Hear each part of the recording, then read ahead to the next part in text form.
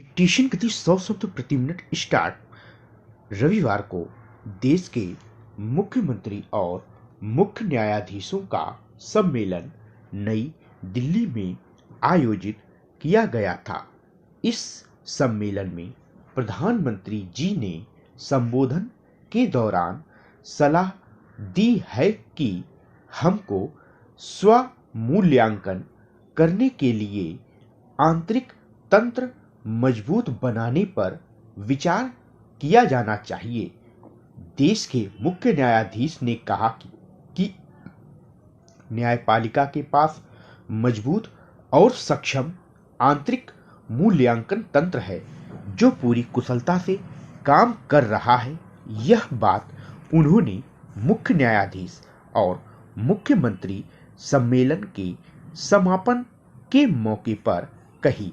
उन्होंने यह भी कहा कि चिंता की कोई बात नहीं है, हमारा आंतरिक तंत्र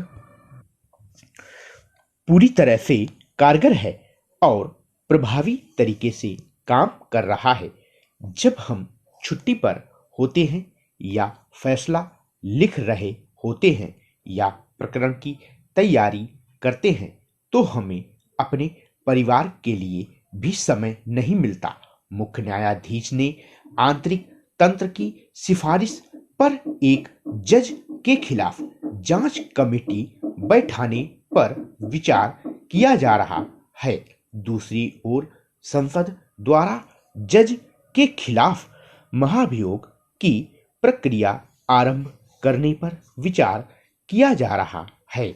हमने इस सम्मेलन में फैसला किया है कि न्यायालयीन प्रकरण न्यायालय के अंदर 2 साल से ज्यादा विचाराधीन न रहें और 5 साल में उसका पूरा निस्तारण हो जाना चाहिए।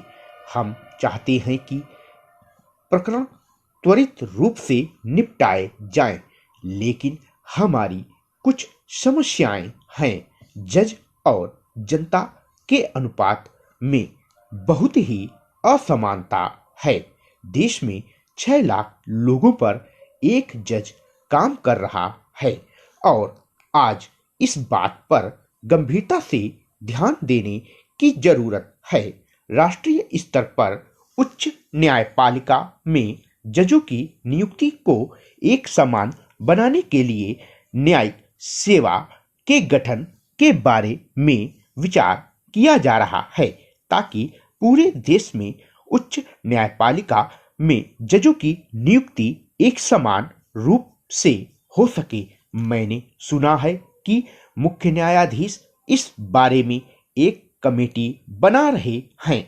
इस बारे में राज्य सरकारें अदालतों की आधारभूत सुविधाएं बढ़ाने के लिए सहयोग कर रही हैं। सम्मेलन में बिहार के मुख्यमंत्री ने राज्य की न्यायिक व्यवस्था को मजबूत करने के लिए केंद्र सरकार से विशेष आर्थिक सहायता मुहैया कराने की मांग की गई है। तमाम कोशिशों के बावजूद राज्य सरकार केंद्र से समुचित सहयोग पाने में असफल रही है। उन्होंने यह कहा कि मानवीय हितों को देखते हुए न्याय के साथ विकास करने के लिए राज्य सरकार तत्पर है। न्यायिक प्रक्रिया के अंतर्गत मानवीय हित केंद्रित करना सही मायने में न्याय है। उन्होंने यह भी कहा कि अवर न्यायपालिका में आरक्षण का जिक्र करते हुए कहा कि राज्य सरकार की इस दिशा में सकारात्मक भूमिका रही है। दूसरे राज्यों में अवर न्यायपालिका और सरकारी सेवाओं में पिछड़े वर्गों को आरक्षण दिया जा रहा है, इसलिए बिहार में पिछड़े वर्ग को न्यायिक सेवाओं में आरक्षण देने के प्रस्ताव पर सहमति मिलनी चाहिए। यह सही है कि न्यायालय के अंतर्गत लंबित मामलों में कमी लाने के लिए उपयुक्त न्यायिक प्रक्रिया अपनाने की जरूरत होगी। स्टॉप।